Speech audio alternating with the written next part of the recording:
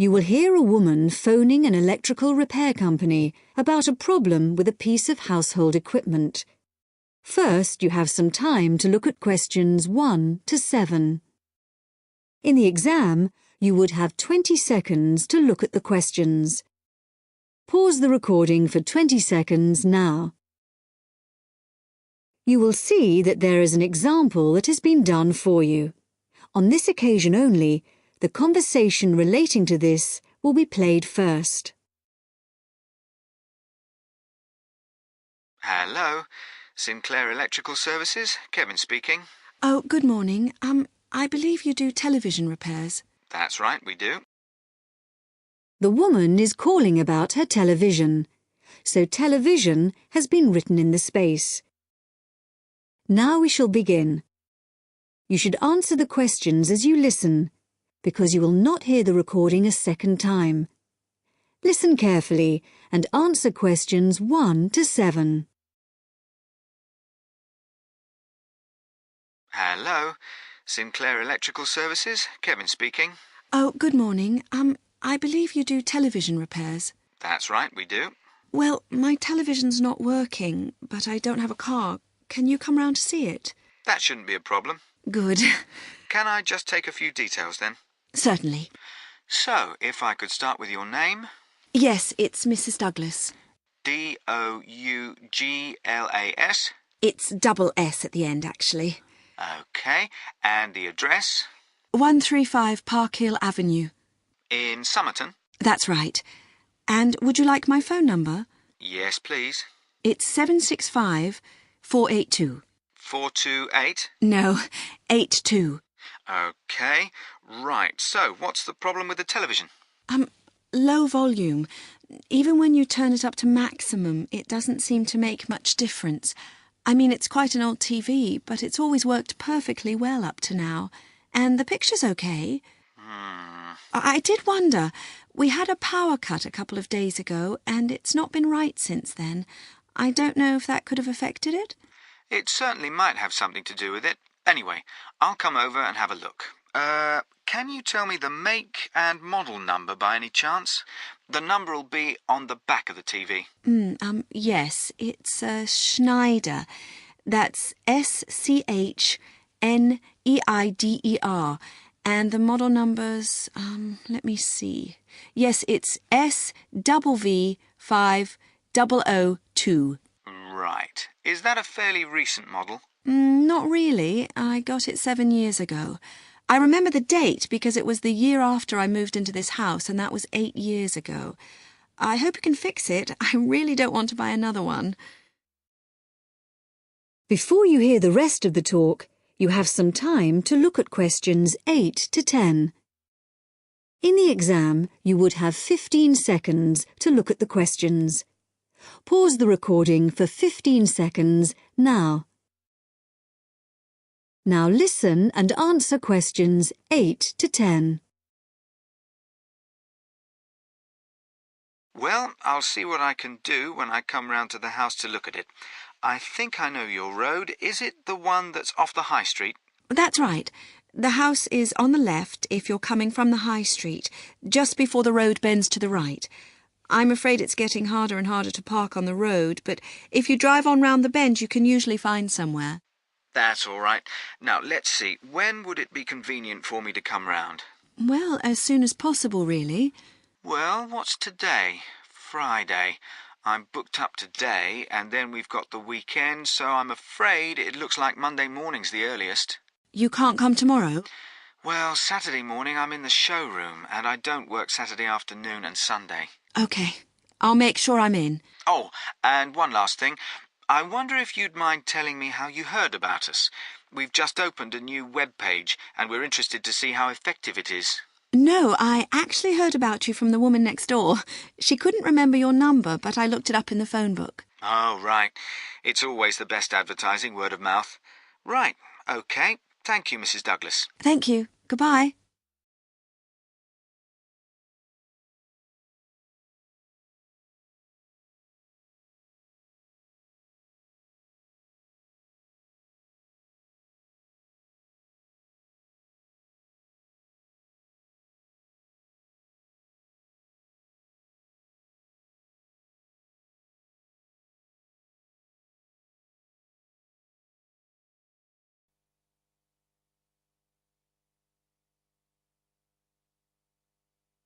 Now turn to Section 2 on page 111.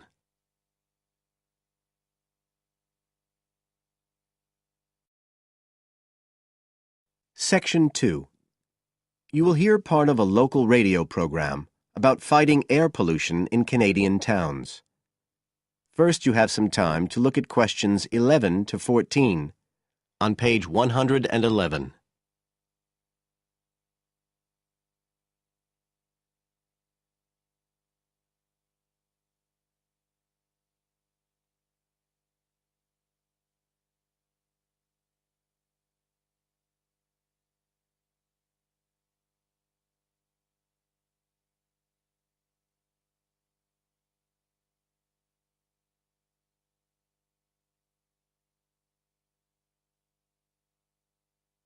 Now listen carefully and answer questions 11 to 14.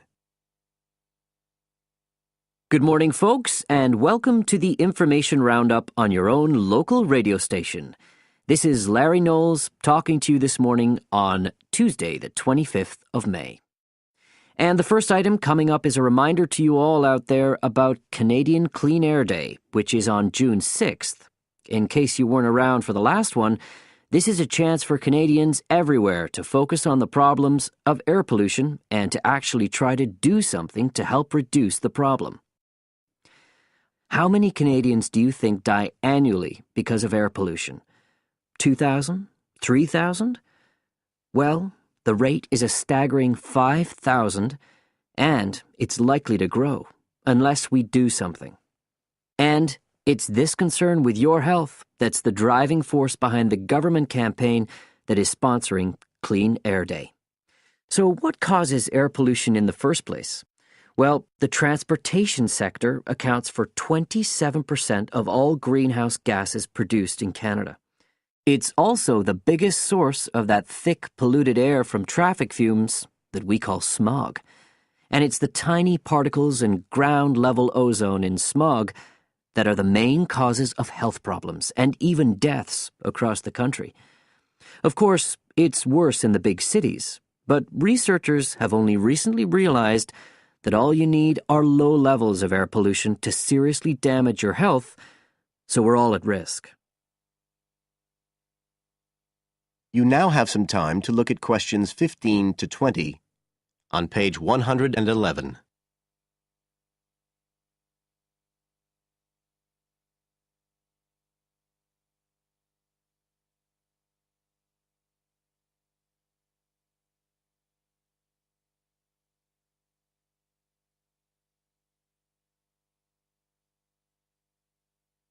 Now listen and answer questions 15 to 20. So, what can we do to fight air pollution? Well, it should be pretty obvious by now that the way we get to and from work every day can have a big impact on the air we breathe. So the easiest action you can take on Clean Air Day is to accept what we call the commuter challenge and get to work on foot or by cycling for a change. If you have to use your car, try carpooling and share the drive, or better still, use public transit. If everyone tries this for just one day, you'll be amazed by the difference it can make to the air in our towns and cities. But there's more you can do to improve air quality. For example, you can plant trees. And if you don't have a garden, then you can do your bit in other ways. For instance, did you know that modern, improved wood stoves can reduce wood smoke by as much as 80 to 90%? So you can make a big difference if you upgrade the appliances you use in your home. The government is also working hard on your behalf to clean up our air. Its priority is to reduce the emissions that cause smog, and they have clear plans to get there. Last year, Canada and the United States agreed to reduce emissions on both sides of the border between the two countries, and they plan to reach their targets in the next few years. The government's also taking action to get cleaner fuels. It's already reduced the sulfur contained in gasoline, and it hopes to reach the reduction target for sulfur in diesel by next year. But the measures don't just focus on the motorist. The federal government's also working to reduce emissions from power plants and factories right across the provinces. You can find out all about government action and all the plans for Clean Air Day events. That is the end of Section 2. You now have half a minute to check your answers.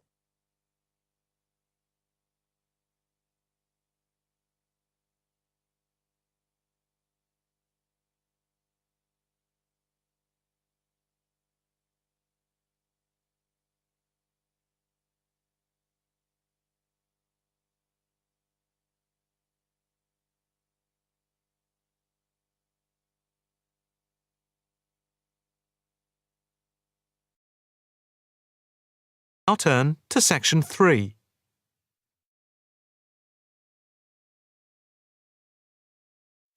Section 3.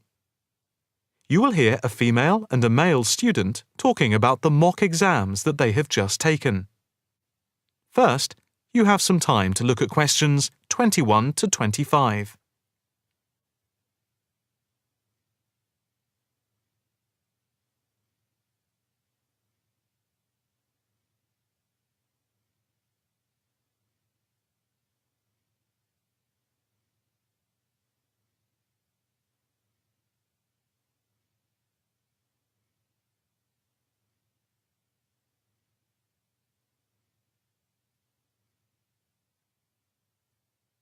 Now listen carefully and answer questions 21 to 25. So, what did you think of the practice exams last week? You mean the mock exams? Yeah, I thought some of them were tough. They were certainly hard and generally they were very long. Yeah, they were spread over a whole week, which made it impossible to relax. Exactly. But what did you think of each test? Of the 7 exams we did, the least enjoyable for me were the 2 3-hour essay papers. Why didn't you like the essay papers? I'm not particularly good at writing things down like that in a short space of time. And I don't think it's a good way of testing our theoretical knowledge of medicine. I'm the opposite, I'm afraid. I'm much better in the written essay exams than the other types of tests. But what about the 2 multiple choice exam papers in basic science and anatomy? They weren't too bad. If you didn't know the answer, all you had to do was guess. That's okay, but I never feel comfortable with guessing. And you know that there is research that shows that women are disadvantaged when doing multiple choice questions compared to men. You've mentioned this before, but I'm not sure I believe it. It's true. Multiple choice questions benefit men more than women. They are a male construct. If you say so. It's not if I say so. Anyway, you have to be careful with multiple choice questions because of the negative marking. That can really bring the score down if you keep guessing and get all of the guesses wrong. It's double negative. Yeah, that is a danger. What about the role play? Did you like that? Yeah, with the actors and actresses as simulated patients. Yeah, I thought that was by far the best part of the exam. Why was that? What I liked about it was during the 24 test stations, we had a chance to show what we know about communicating with patients and show our practical medical knowledge, etc. Yes, I think I agree with you there. I enjoyed all of the stations, but I can tell you I was tired at the end. I have done a practice exam with 12 test stations, but not 24. It was exhausting, but also exhilarating. I agree completely. It lasted nearly 4 hours in total with the break. Before you hear the rest of the conversation, you have some time to look at questions 26 to 30.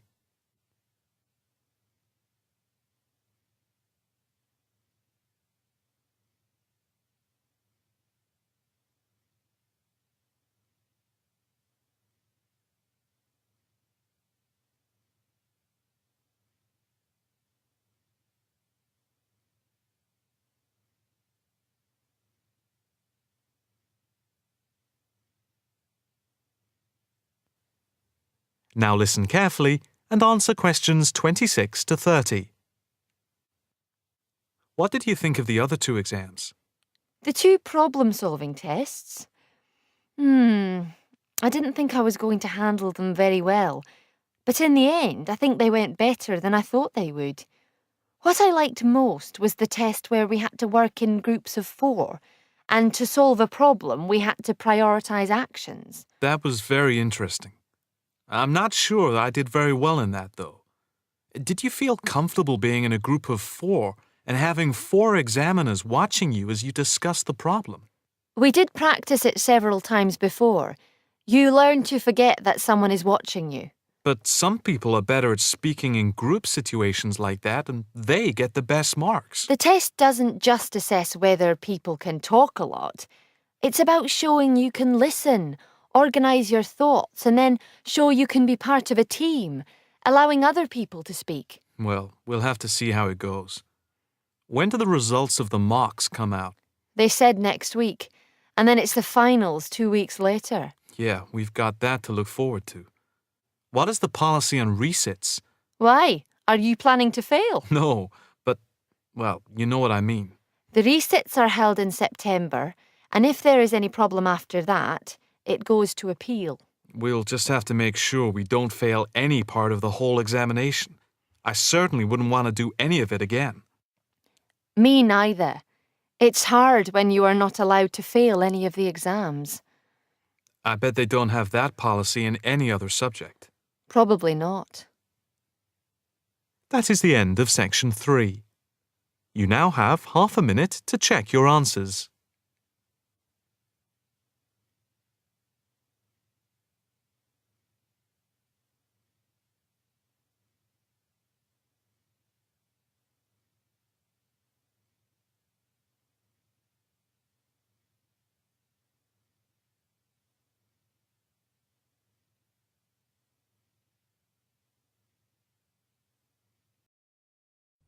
Now turn to Section 4. Section 4. You'll hear a lecturer talking to students about sport in Ireland. First, you have some time to look at questions 31 to 33.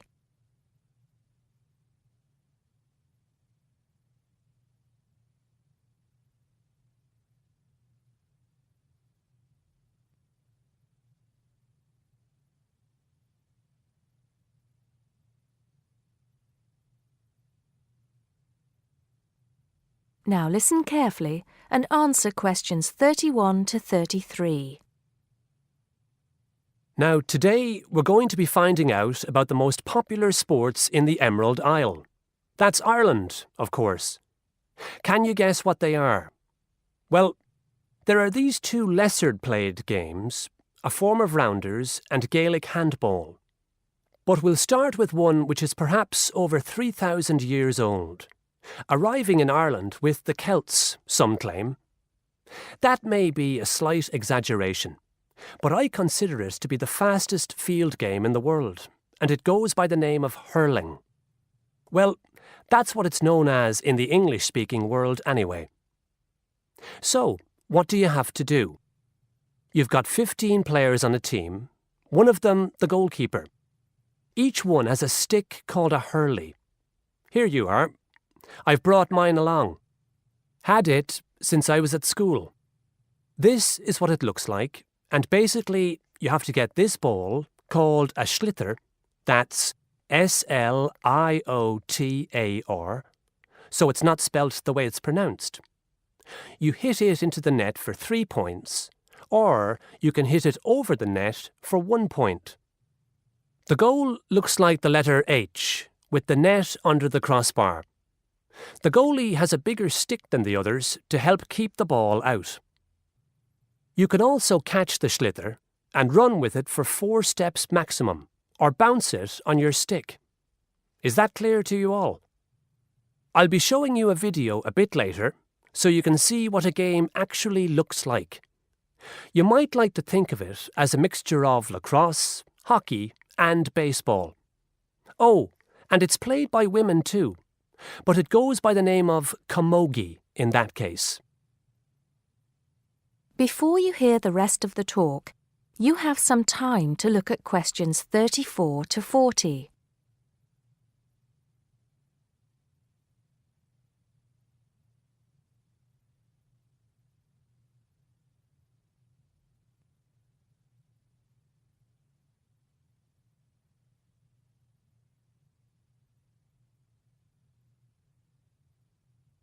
Now listen and answer questions 34 to 40. I'll give you a bit of the history, shall I now? Generally, the golden age of the game is considered to be the 18th century. But systematic rules were first agreed and drawn up at that great shrine of learning, Trinity College Dublin, in 1879, founding the Irish Hurling Union, closely followed just a few years later by the formation of the Gaelic Athletics Association. With greater organisation last century, the All-Ireland Hurling Championship got off to a flying start, and I'm proud to say that my own native city of Cork has won more than 20 titles over the years. But then, so have Kilkenny and Tipperary. Is it only played in Ireland? No. Well, it is the only country with a national team at the moment, but you may be surprised to discover there are hurling clubs in London, as well as in America and Argentina, to name just a few. The other game I'd like to take a little time to introduce you to is Gaelic football, which is played on the same pitch as hurling with the same number of players. But there's no net. You just have to get the ball over your opponent's goalposts. And you can do that by kicking or punching the ball. However, you're not supposed to do that to the players, I might add. Imagine it as a combination of soccer and basketball. But in my opinion, it's a more exciting spectacle than either of those. Excuse my bias, if you will. It's also very popular with women. In fact, there are more women's teams than for any other sport. Whether despite or because of the physical contact involved, I wouldn't like to say. They do play a shorter game, 60 minutes, rather than the men's 70. So, let's have a look. If we can have the lights down, I'll see if I can get this technology to work. That is the end of section 4. You now have half a minute to check your answers.